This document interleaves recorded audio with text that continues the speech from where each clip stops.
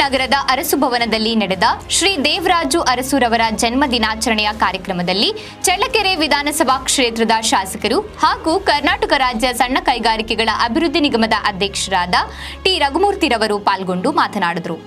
ಹಿಂದುಳಿದ ವರ್ಗಗಳ ಕಲ್ಯಾಣ ಇಲಾಖೆ ಚಳ್ಳಕೆರೆ ಇವರ ವತಿಯಿಂದ ನಗರದ ಅರಸು ಭವನದಲ್ಲಿ ನಡೆದ ಪ್ರಗತಿಪರ ಯೋಜನೆಗಳ ಸರದಾರರು, ಸಾಮಾಜಿಕ ಪರಿವರ್ತನೆಯ ಹರಿಕಾರರು ಹಾಗೂ ಮಾಜಿ ಮುಖ್ಯಮಂತ್ರಿಗಳಾದ ಶ್ರೀ ಡಿ ದೇವರಾಜು ಅರಸುರವರ ಜನ್ಮ ದಿನಾಚರಣೆಯ ಕಾರ್ಯಕ್ರಮದಲ್ಲಿ ಪಾಲ್ಗೊಂಡು ಮಾತನಾಡಿದರು.